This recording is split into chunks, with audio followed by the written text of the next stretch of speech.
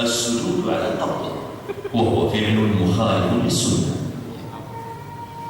والذي ينبغي للمصلي أن يسجد على الأعضاء السبعة، وهي الجبهة مع الأنف واليدان والركبتان وبطون أصابع القدمين، وأن يجافي عضديه عن جنبيه وبطنه عن فخذيه وفخذيه عن ساقيه، ويرفع ذراعيه عن الأرض. هكذا ورد عن النبي صلى الله عليه وسلم قبض الأصابع والإشارة بالسباب. وهذه الصفة الثانية بتحريك الإبهام والوسطى والأشارة بالسباب. وهاتان الصفتان صحيحتان، ويكون من أول التشهد إلى آخره. Nah itu pakai pendapat yang memang lalu bersandar dengan lutut yang tidak dengan tangan. وبذلك تكون المواضع التي ترفع فيها اليدان أولا الله أكبر مع تكبيرة الإحرام، ثانيا الله أكبر مع تكبيرة الركوع. Dia menjelaskan tentang takbir yang mengatakan سمع الله لمن حمده عند الرفع في كل ركعة. الله رابعا عند القيام من التشهد الأول. هذه الصفة الصحيحة في الجلوس للتشهد الأول بافتراش القدم اليسرى ونصب اليمنى. Ini duduk iftirash. أما في التشهد الأخير في الصلاة الرباعية فالسنة نصب القدم اليمنى وتقديم اليسرى وإدخالها تحت اليمنى والجلوس على المقعدة، وهذا هو التورك.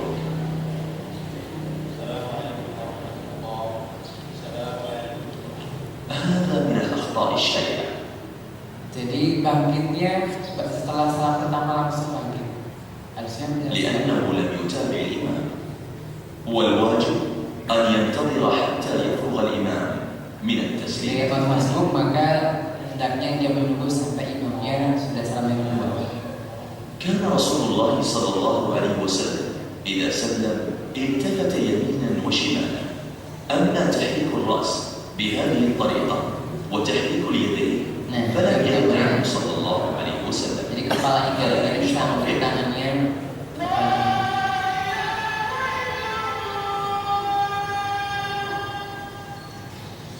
يثبت بالله هذا السلوك الذي أنتجته إدارة الشؤون الدين.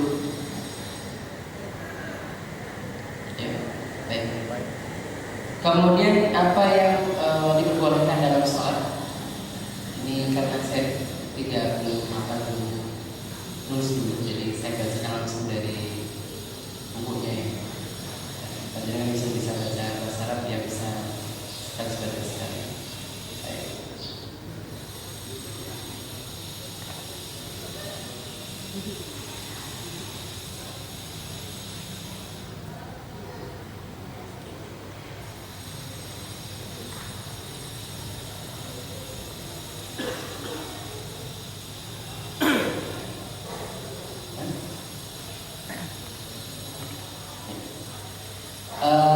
Hal-hal umum untuk bahas salat, hal-hal yang diperbolehkan dalam salat. Yang pertama adalah al-af'al berubah salat, yaitu perbuatan yang diperbolehkan dalam salat. Pertama adalah hamlut tifli fi salat, artinya menggendong anak ketika salat. Ini diperbolehkan. Hadisnya dari Abi Qatadah anna Rasulullah sallallahu alaihi wasallam kana yusalli wa huwa hamilu Umamah bintu Zainab bintu Rasulullah sallallahu alaihi wasallam fa idza sajada wada'aha wa idza qama hamalaha. Bahwa Nabi SAW itu ketika salat beliau sedang sambil menggendong Umamah cucunya dari Zainab. Ketika Rasul sujud maka Rasul meletakkannya, ketika beliau berdiri maka beliau menggendongnya. Kemudian al-mashyul yasir al-hajah, yaitu berjalan ringan untuk saat dibutuhkan. An Aisyah qalat kana Rasulullah SAW yusalli fil bait wal babu alaihi mughla fajitu fastaftahtu famasya fatahali thumma raja'a ila musallam wa wasaftu anna al-baba fil qiblah. Dan Aisyah radhiyallahu anha mengatakan bahwa Nabi SAW sedangkan pintu tutup, maka aku datang dan aku minta dibuka pintu. Maka Nabi SAW membuka pintu, berjalan dan buka pintunya untukku, dan dia kembali ke tempat sholatnya, dan aku mensifati bahwa pintunya di kiblat. Jadi kalau di kiblat pintu kamarnya boleh, ketika ada orang yang masuk boleh membuka ketika sebentar. Tapi kalau misalkan pintunya di utara, ya tidak boleh, karena ketika kiblat berarti berpaling dari arah kiblat. Jadi kalau misalnya panjenengan kamarnya adalah pintunya di arah kiblat, maka boleh bergerak sebentar untuk membuka pintunya. Kemudian gerakan untuk menyelamatkan anak-anak atau yang lainnya daripada jatuh ataupun apa yang menimpanya. Jadi kalau panjenengan misalkan yang ini terutama ibunya kalau ibunya lagi sholat di rumah, kemudian anaknya mau guling, ya tangkap aja anaknya. Nggak usah teruskan apa enggak gitu ya. Boleh untuk bergerak untuk menyelamatkan anaknya dari jatuh di tempat yang tinggi. Selanjutnya, mudafatul mal amamahu fi shalah. Jadi boleh mencegah orang lain untuk lewat ke depannya ketika sedang sholat. Jadi boleh memberikan isyaratnya. Ini sedang sholat, tidak boleh dilewati oleh seperti itu. Kemudian qatlul hayy wal aqrab wa ma yu'addi bis shalah. Wa ma yu'addi bis shalah. An Abi Hurairah anna Rasulullah sallallahu alaihi wasallam amara bi qatl aswadain fi shalah, al-aqrab wal hayy. Diperbolehkan untuk membunuh ular ataupun kalajengking atau apa saja yang bisa membahayakan dalam sholat. Dari Abu Hurairah bahwasanya Nabi SAW memerintahkan untuk membunuh dua yang hitam, yaitu adalah ular dan kalajengking di dalam sholat. Jadi kalau ada ular lewat ya, bukan ular di luar sana ya, ular ketika lewat di depan kita, kalajengking juga ketika di depan kita. Kalau kalajengking di belakang kita kan nggak tahu ya, jadi nggak perlu dibunuh oleh. Tapi kalau kita tahu di dekat kita, maka memang dianjurkan untuk dibunuh. Dan ketika sudah membunuhnya, maka tidak perlu mengulanginya kecuali kalau sambil bicara. Ya, kamus misalkan ya. Misalnya ini ya kalau sudah dengan bicaranya berarti sudah batal. Tapi ketika diam sambil memukulnya seperti itu. Kemudian ghamsul rijlin na'im dan hajah, menggerakkan kaki orang yang tidur ketika dibutuhkan. Ana Aisyah qalat kuntu amuddu rijli fi qiblatin Nabi sallallahu alaihi wasallam wa yusalli fa idza sajada ghamasani fa idza qama madattuha. Dan Aisyah bahwasanya aku membentangkan, jadi mengelonjor bahasa Jawa ini, mengelonjorkan kakiku di arah kiblat Nabi sallallahu alaihi wasallam. Kalau masih sempit ya. Sedangkan beliau sedang sholat, ketika dia sujud maka beliau menggeser kakiku, dan ketika dia berdiri aku kembali selonjor lagi. Kemudian khalawna wa nahbi asna salatil hajah, melepaskan sendal atau dari apa saja ketika dibutuhkan. Dan misalkan murid dia mengatakan bainama Rasulullah sallallahu alaihi wasallam bi ashabihi idza khala'a na'laihi aw wada'a ma'an yasari falamma ra'a dhalika al-qawm ya'lamu al-hadis. Jadi Abi Sa'id al-Khudri mengatakan bahwasanya ketika Rasulullah SAW sedang sholat bersama kami, sahabatnya, tiba-tiba Nabi melepas sendalnya dan meletakkannya di samping kirinya. Jadi beliau melepas sendalnya kemudian turun sambil meletakkan sendal itu di samping kirinya. Maka ketika melihat hal tersebut, maka para sahabat beramai-ramai mengikuti apa yang Rasulullah lakukan, karena khawatir bahwa ini ada termasuk gerakan dalam sholat itu adalah melepas sendal. Ya. Tetapi ternyata di situ adalah bahwasanya Nabi SAW diberitahu oleh malaikat Jibril bahwa di sendal ini ada kotorannya, maka harus segera dicopot. Demikian pula begini, kalau panjenengan pakai kopiah, maaf ya, kalau kopiah kemudian ada yang jatuh di kopiah kita, lepas aja kopiahnya, selesai. Ketika emang jatuh di atas kepala kita, misalkan kadang-kadang kan ada cicak yang apa namanya, yang mungkin nama cicak kan punya WC, jadi apa namanya sembarangan gitu ya. Jadi ketika cicaknya seperti itu kemudian di atas kepala kita, maka cukup apa namanya, cukup kalau pakai kopiah maka lepaskan kopiah itu letakkan di samping kita, maka sudah sah sholat kita. Bagaimana kalau misalkan di baju? Kalau baju ya otomatis kita hilangkan gitu ya. Pakai sentil, pakai tangan juga boleh seperti itu ya. Yang penting jangan sampai nempel. Atau misalkan begini, ketika sebagai contoh panjenengan sholat di rumah, kemudian anaknya pipis, ya Anda bergeser saja, bisa bergeser ke kanan, kiri atau belakang. Yang penting jangan sujud di atas najis tersebut. Jadi tidak batal ketika ada anak pipis di depan kita, yang pipis kan anaknya bukan kitanya, jadi ya kita nggak batal gitu ya. Kemudian al-busal kita al-fil bindil, meludah di baju atau di sapu tangan.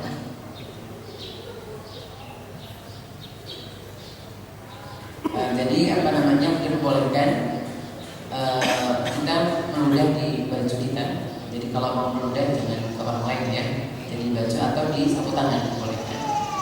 Kemudian islah thawb wa haqqul jasad fi shalah.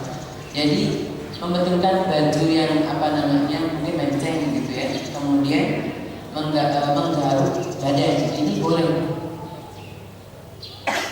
Karena ada hadisnya dari diriwayatkan oleh Ibnu Syaibah Al-Bukhari ketika bahwasannya kan Jabir dan Zaid al-Tabi qalat kana Aliyu idza qamat as-salat wada'a yadahu ala rusli yasarihi wa la yazalu kadhalika hatta yarka'a illa ayusliha thawbahu aw yuhakka jasadahu. Jadi walaupun betulkan baju ketika baju itu tidak nyaman, mungkin dibetulkan sedikit ya, mungkin menceng ke sana kemari begitu dibetulkan, atau menggaruk tangannya. Menggaruk ini diperbolehkan.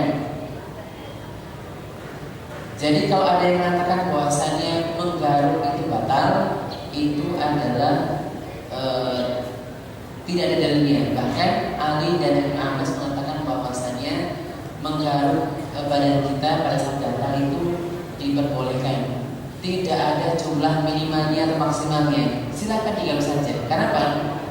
Kalau ditahan malah kita susah ya. Mungkin bolak-balik apa namanya badan kita geser-geser ya, gara-gara menahan gatal di badan kita ketika tidak digaruk.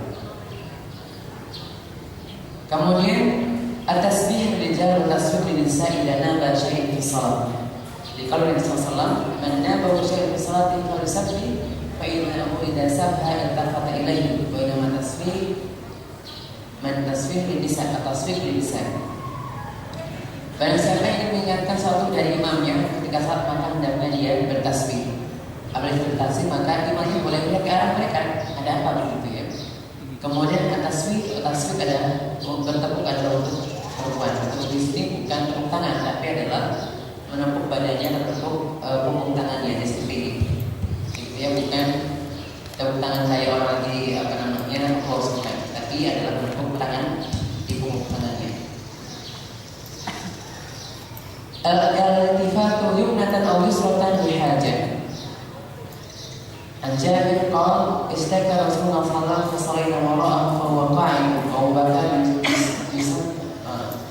yusammi an-nas takbirahu faltafata ilayna qala qiyam ashara ilayna fa qa'adna fa sallayna bi salatihi wa mudah. Diperbolehkan menoleh ke kanan atau ke kiri karena kebutuhan. Dalilnya adalah ketika itu Nabi SAW sedang sakit, maka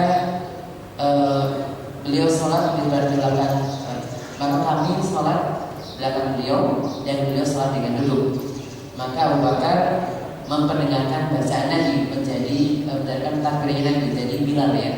Jadi mungkin ini kalau misalkan ya pas kebetulan istrinya mati, imamnya bacaannya pelan takbirnya, maka harus ada yang menjadi penyambung lidah dari imamnya. Seperti itu. Faltaha ilaina fara'ana qiyaman ta'asyara ilaina fa'anna kasalaina islami wa umudin. Dan beliau melihatkan kami dan melihat kami bahwa kami berdiri, maka Nabi memberikan isyarat pada kami untuk duduk seperti ini dan duduk kemudian seperti ini. Disuruh untuk duduk, artinya ketika menoleh ke arah kanan atau kiri ketika didudukkan ini diperbolehkan. Baik, kemudian al-isyarat di awal asal hajat, mengisyaratkan dengan tangan atau kepala ketika dibutuhkan.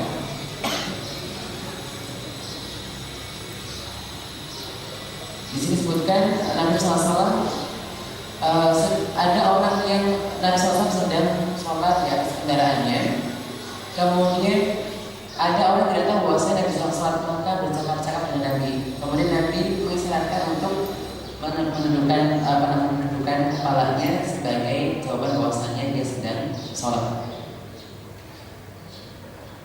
Kemudian juga orang waktu itu Nabi SAW mendapatkan salat ketika sedang sholat, maka beliau mengisyaratkan dengan tangannya.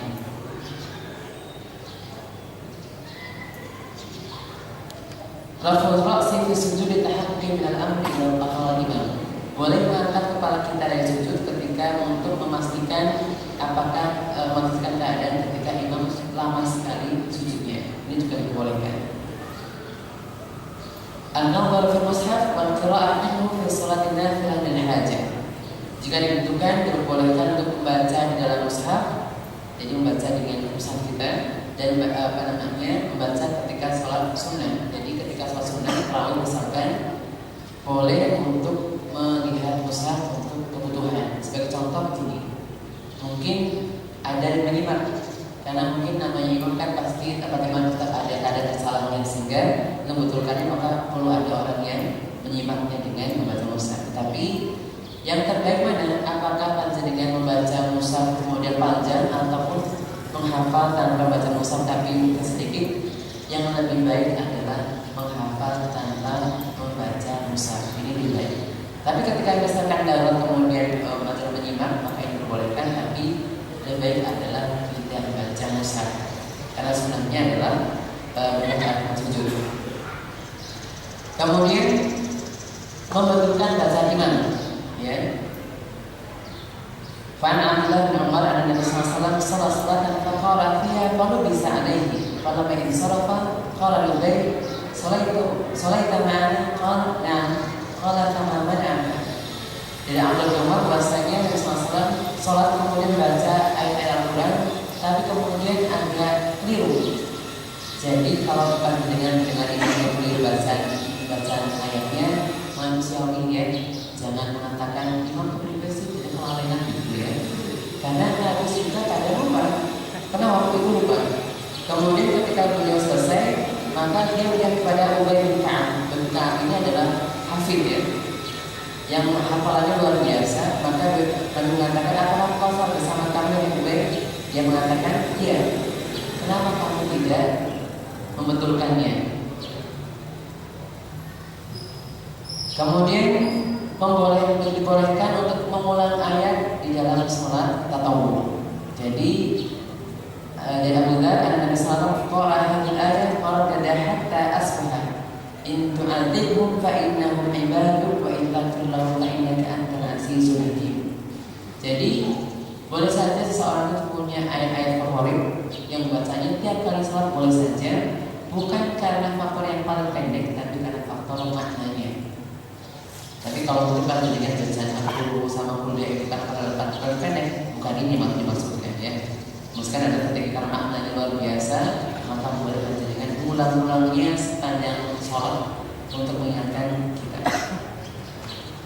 Kemudian boleh al-buka wal anin fi shalah, boleh menangis dan merintih ketika di dalam sholat. Selanjutnya an-nafsu athna as-shalah al-hajah, boleh kita meniup sesuatu ketika dibutuhkan di dalam sholat. Anak belum Umar qol inkasafat as-syamsu ala ahdi Rasulullah sallallahu alaihi wasallam thumma nafakha fi ahdi faqal uf thumma qala rabbi alam ta'udni alam tu'allimhu wa ana fi alam